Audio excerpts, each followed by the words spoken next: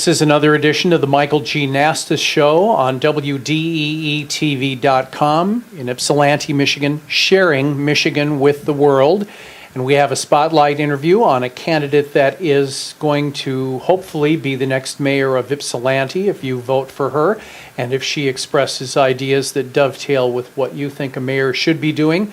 Amanda Edmonds is our guest today. She is running for mayor, and because there is no Republican opposition, the primary candidate who wins the election on August 5th will be the mayor of Ypsilanti, and she is one of three candidates running. So we welcome Amanda Edmonds to our studios here in the basement of the Key Bank building for an interview to talk about her aspirations for being mayor.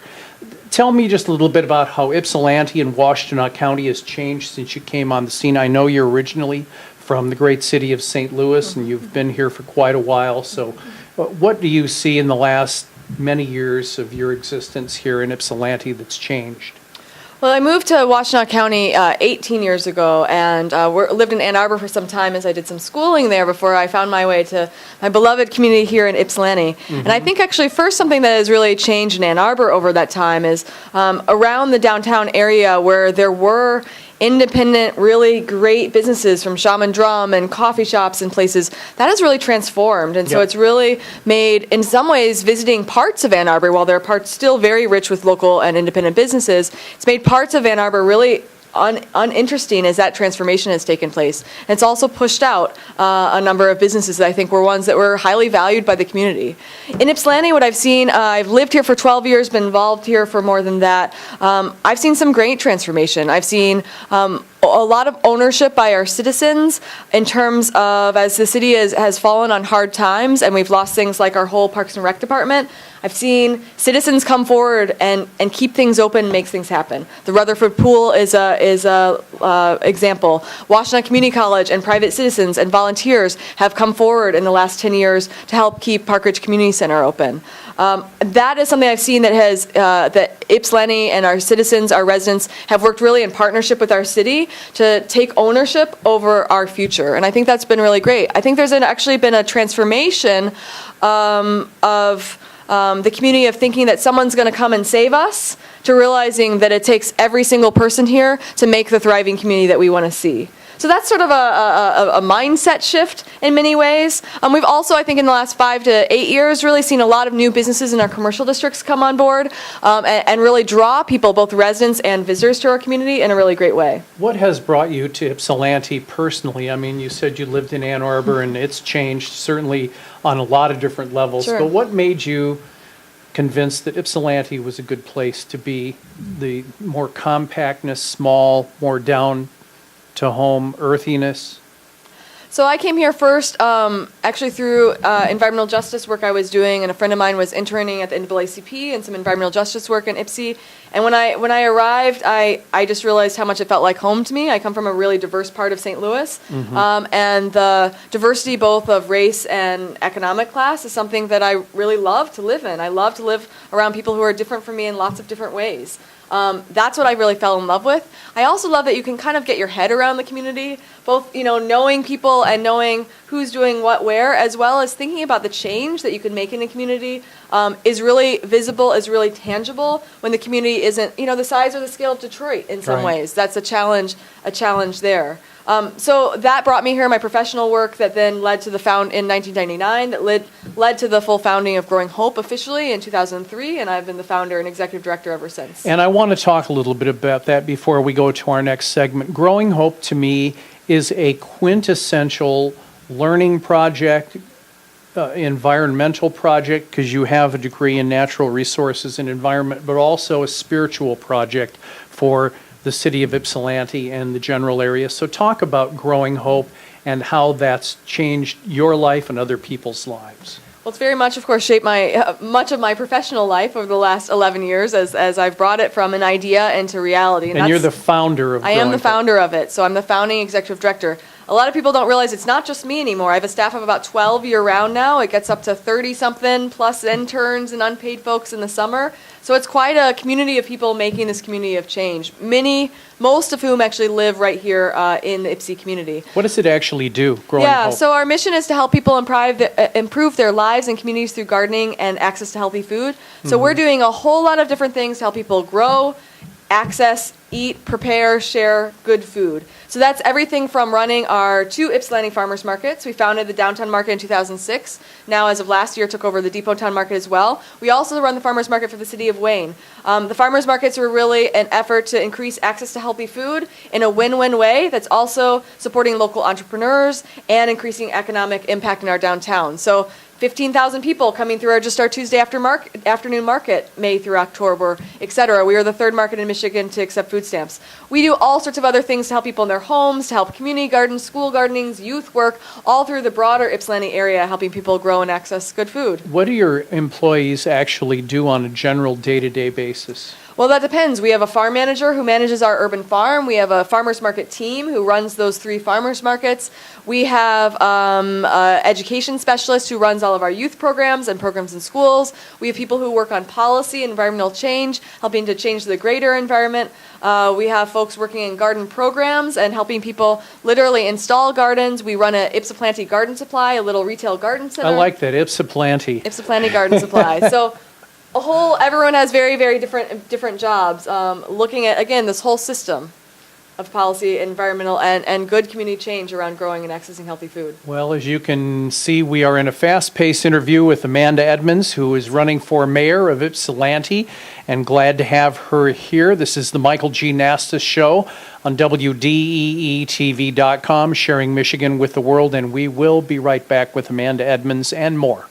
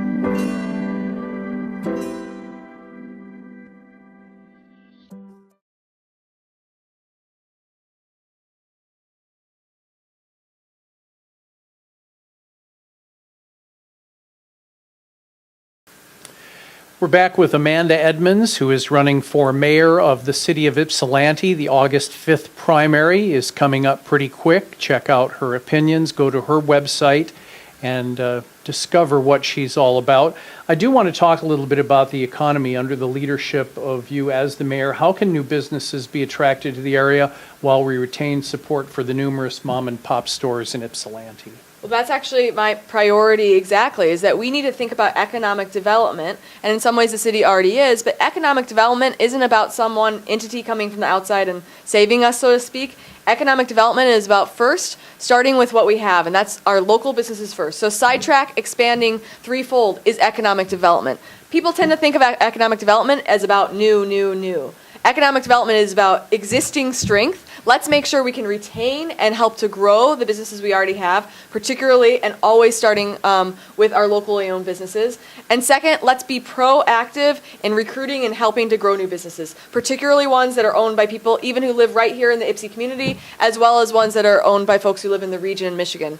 We want business owners who are as accountable to the success of their business as the success of the community, and get that those two go hand in hand. So that's, in fact, my platform around economic development is let's be proactive and going and finding those businesses. In my role as chair of the Downtown Development Authority, I've been doing that already, talking to people who have ideas, connecting them with the city and vacant spaces, and thinking about how can we have people who pay living wages, people who will be accountable to the community, good business owners here, and local first. What do you think about larger businesses trying to find a place in Ypsilanti, whether it be Depot Town or downtown or even on the stretch between the campus of Eastern Michigan University going west down Washington Avenue? There's a lot of potential there, it seems to me, and a lot of potential for the city to be able to go any one of those three places. You mean larger businesses in terms of larger employers Like or take on more Starbucks, geography? something like Starbucks. So I would always preference local. I talk about ownership versus scale. So local ownership first. Because Starbucks, while they may be a fine employer in general, doesn't care at the CEO level whether the business in Ypsilanti survives or if it needs to move 2 miles away to a neighboring community and it survives. That doesn't matter. That does matter to the person who lives, a few blocks away in Normal Park who's going to own a local coffee shop. So we start there. It doesn't mean there's no place for non-local businesses, but our emphasis needs to be there because the trajectory that happens in development often is that national chains come in and they push out first minority-owned businesses often, and second other locally owned businesses. Yeah. And those businesses that we have a thriving community of and a lot more opportunity for are the ones that we need to celebrate, help grow where they are, protect, and find more of. How do you plan on doing that? Tax breaks, some other kind of support for small businesses? The people who have had these businesses for years and years have such a thin margin. So I'm not an expert in plenty of industries to know what that is, but I think that there's not in economic development a magic formula. There's what are the resources you're looking for? I'm having trouble with marketing. I need more web design. How do we just connect people with the resources? Because we are in a resource-rich community and county. Whether it's the Small Business Development Technology Center, which I talk to business owners who have never heard of, or it's resources through Spark East, or it's the new growing, there's a new center for social entrepreneurship coming out of EMU's business school, which is right downtown. There are so many opportunities to connect businesses with what they need to, whether it's increase their margins, grow their business, find new locations. We can also do things like what we've done through the DDA and other partnerships in terms of offering even grant support for improving facades, for doing building rehab, for making businesses more energy efficient in a way that controls their operating costs. Then we need to think about what are the things that we can do short of someone ready to open a brick and mortar or ready to open a manufacturing facility. How can we think about shared facilities, shared resources, whether that's a lot of work that's happening right now among the artist community about shared studio space, or some of the digital art community, or what there is a movement of in Ann Arbor around maker space, people who share tools and equipment. So how can we think about those sort of routes to incubation in the same way that Growing Hope's farmers markets have incubated and support 122 small businesses just at our 2 Ypsi markets? We have a brief time before we take a break, but I want to talk about the differences between downtown Ypsilanti, Depot Town, and that Sure. stretch between Eastern and the end of Washington Avenue. Would you like to see them become more unified or just simply enhance their uniqueness? So the districts always will have uniqueness, but when the move happened a few years ago to bring them all under one downtown development authority, it was recognized that we all win when the districts all win together. We all win, and that is my philosophy overall. We win as Ypsi City when Ypsi Township wins, when EMU wins, when the broader county wins. We have to realize that we're all in this together. So similarly, in those districts, that's the same way. So I think that unified approach is really important, and of course there's going to be individual character. We also have to remember that we have 4 districts in our DDA, and we usually just talk about 3, downtown, Depot Town, and West Cross or Campus Town. Water Street is actually also one of our districts, and while there is less activity with tax capture right now, that is, of course, crucial to our future as a community. We're talking with Amanda Edmonds, who is running for mayor of Ypsilanti. The August 5th primary will decide who is the mayor because there are candidates on the Democrat side and none on the Republican side. So get out and make your vote count on August the 5th in the primary. It's important. Amanda Edmonds will return. We'll talk about some more subjects here on WDEE-TV.com, sharing Michigan with the world. I'm Michael G. Nastos here with you today.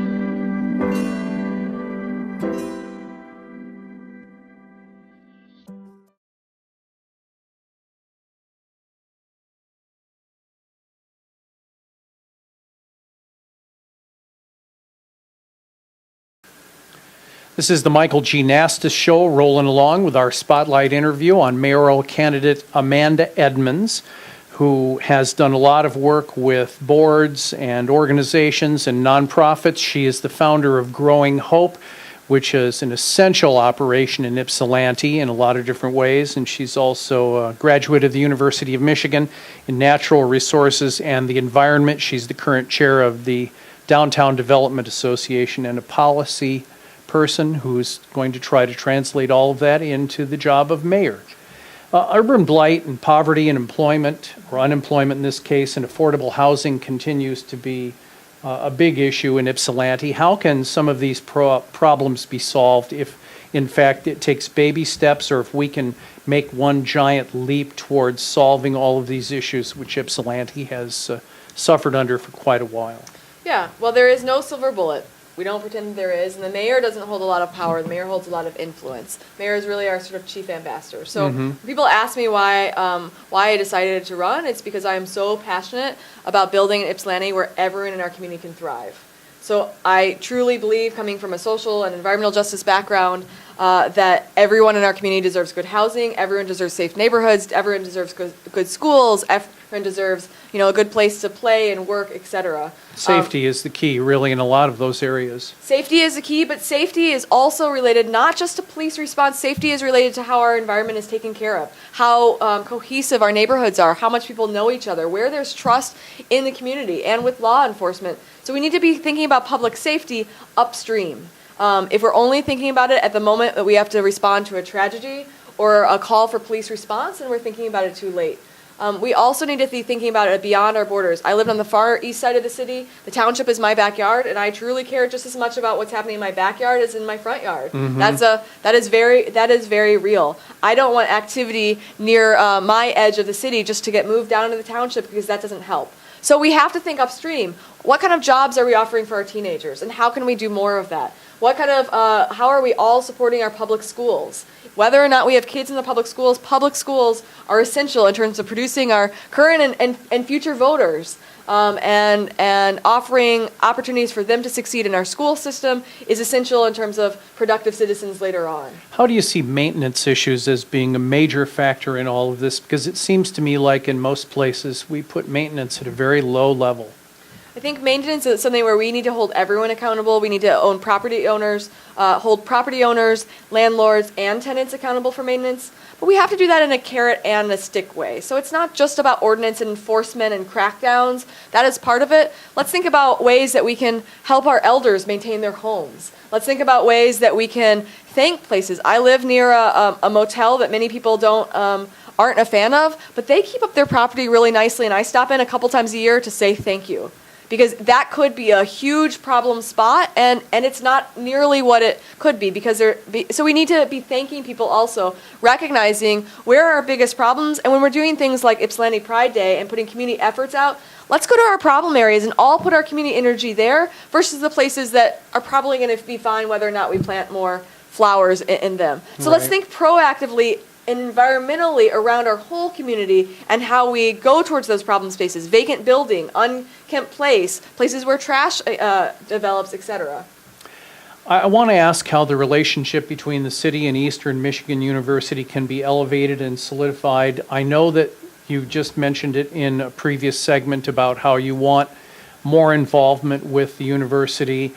And it's not just the university and its community, but what it spreads out in the areas as far as housing, involvement in the community. And Eastern is a great example of how you can keep things alive after having not had so much good luck. Yeah, well, EMU is, of course, a major stakeholder, and we really only win when EMU wins, and EMU only wins when the city wins. So we have to find those opportunities. I think there's been some great recent move in terms of EMU's involvement in the downtown's areas on the DDA and having really a stake there, connecting students more and the expertise of our student and faculty and staff community there to solve and help work towards community solutions. I think that there are some very specific policies that we can look at the university that could potentially help economic development in the city, particularly around things like purchasing. And there's an example of one around catering. The university doesn't allow catering from our restaurant and catering community on campus. Well, let's find the win-win of those folks being able to cater for the largest employer and landholder in the building, in the community, in a way that is really helping to support those businesses and grow their customer base. So how can we figure out those win-win policy decisions where the university's resources are being spent in ways that specifically impact the business community while also continuing to connect that expertise? I have a question in relation to that. In your experience as chair of the DDA, the Downtown Development Association, how much has the university reached out to you, and how much have you reached out to the university? Is it kind of equal, or is it one-sided in a lot of ways? Yeah, so the DDA, the Downtown Development Authority, the EMU actually has a seat on that now, and so they've actually played a main leadership role. So they're As of really when? at the table. Since before I was on, I've been on for 3+ years, and it was sometime before that. Okay. EMU also co-chairs a body called the Eastern Leaders Group. They co-chair it with Washtenaw County, and that's really a group of people that gets together to talk about the challenges and the projects happening in the community. And the superintendents and the community college president and many folks like that sit on that body. It's really an advisory body. They have done some investments, but that's, I think, been an example in the last number of years of some joint leadership and movement in the right direction. It just seems to me there should be no reason why that shouldn't happen. Yeah, so it's happening, and I think there are opportunities for that to amplify even more. Right. We're talking with Amanda Edmonds. She's on the bill for being the next mayor of Ypsilanti. The polls are going to be deciding this race in the primary on August 5th. We'll come back with one more segment with Amanda Edmonds, who wants to be the mayor of Ypsilanti, and we'll do that in just a moment. This is Michael G. Nastos on WDEE-TV.com online.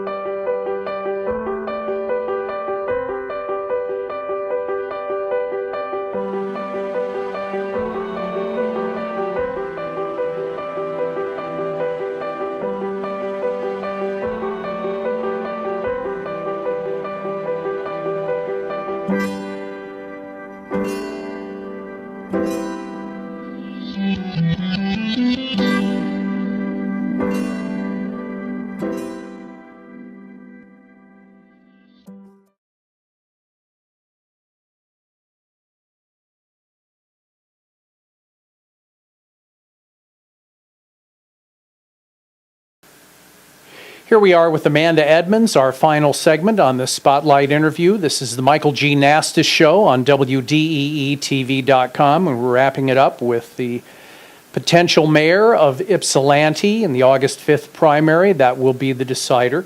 Amanda, name the 3 accomplishments you're most proud of and that you can translate if you become the mayor into that office and bettering Ypsilanti.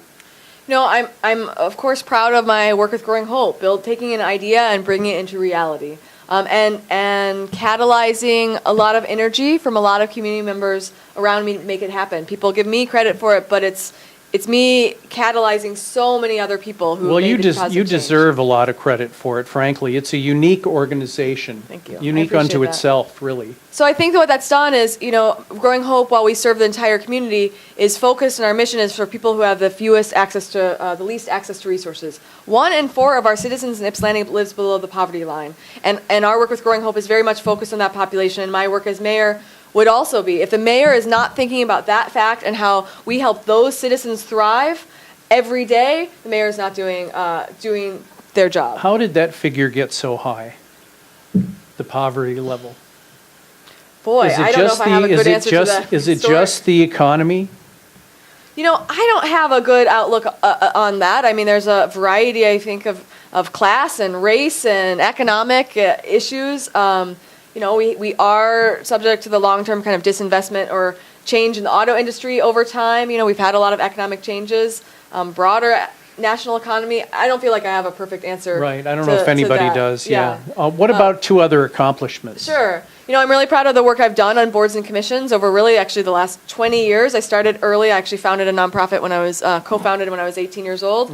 But I've served on boards and commissions at the local, state, and national level since then, often in those positions being appointed or elected a chair or a vice chair, because I love bringing groups together around vision and strategy, and that's one of my strengths, and that is something that I'd bring to a governance role in city council. How we have efficient, effective process that gives voice to a lot of people, gives voice to people particularly whose voices haven't been at the table. I believe at my core in giving people a chance to participate in their community, in the change they want to see in the world, and whether or not I agree with them on how to do that or what's the best way doesn't matter. What matters is people having a voice in process. So I believe governance and the chance to serve in local government and serve the community is about how to make good governance that gives voice to the community in that way. So I'm really proud of the work I've done in a number of other settings: Michigan Food Policy Council, the Washtenaw Food Policy Council, MSU Extension's Advisory Council, the Ypsi Parks and Rec Commission, the Ypsi DDA, and others that I've served on in that way. What about a personal accomplishment, something that you really feel Personal proud of that accomplishment. you've made into a reality from your determination? I feel like I've built here personally, the community I want to be a part of. I guess that's sort of soft, but in terms of just being and having the relationships in this community with people from across ages, from across racial and economic backgrounds, and building that community that I want to live in, and being invested in it, I guess you could say, I don't think of that as an accomplishment per se. Right. But I'm really, so I'm not proud of it per se, but I'm really happy being in and immersed in personal and professional ways, a community that I love. The chance to serve in a community that I'm dedicated to, live and work in the same place, is something that's just core to my person. How much has your time changed since you declared that you want to be the next mayor of Ypsilanti? Like within the last couple of months, has it just gone off the charts? Well, we are in the last several weeks of a campaign, and in the last several weeks of any major undertaking that is very real. I've had a big job, and so I've done other things like sat on boards and commissions and volunteered otherwise outside of my big job at Growing Hope. So I've learned about time management over a lot of years, and I'm quite good at segmenting and managing time and adjusting appropriately. So that has been very real. It's been a very real sort of other job, campaigning, but it's not unusual, and it's for me in terms of taking on a lot. That's what I do in the world. As long as I sleep 8 hours every night, I could kind of take on the world. I was asked by a listener and viewer to ask you if your job with Growing Hope is going to change if you become mayor. And we know that Paul Schreiber has had a different job and other mayors have different jobs while they are the mayor of a city or municipality. Sure. So how's that going to be different for you? Sure. And in Ypsilanti, our city manager is the chief administrator for the city. Some places the mayor is actually the chief administrator. So for in Ypsilanti, ours is a part-time mayor. And that my job at Growing Hope will not change that much. We've been working to build a strong staff team, a core staff team at Growing Hope for a number of years, and I've got a great crew around me, and so they'll continue to work, and I'll continue to work, and I'll be able to do this around that. So fortunately, because I do live and work in the same community and I have control over my own schedule, I can adjust it as needed. I think that that's an important thing where I can be responsive to sort of city needs because I can work in the evening or on the weekend or adjust my schedule therefrom. So I would still be at the helm of Growing Hope, but continuing to build leadership among my staff there, which is part of my goal. Is it shouldn't just be something that depends on me. It should be something that a whole team is dependent on to make the organization sustainable in the long term as well. Well, Amanda Edmonds, we wish you good luck in your campaign to be mayor of the city of Ypsilanti, and all the best to you. We wish you well. And once again, the primary is August the 5th. Because there are no Republican opponents, the Democratic primary winner on August the 5th will be the next mayor of Ypsilanti. And there are 3 people running. Amanda Edmonds is one of them. And once again, we thank you for your time and wish you well and good fortune to you and keep on trucking. Thank you so much. Thanks again. Amanda Edmonds, our guest, the Spotlight interview, the Michael G. Nastos Show here on WDEE-TV.com, sharing Michigan with the world. We hope you'll tune in again for more political discourse as well as culture, arts, history, interesting people in the community that make a difference in our lives. Once again, thank you for being with us and have a great day.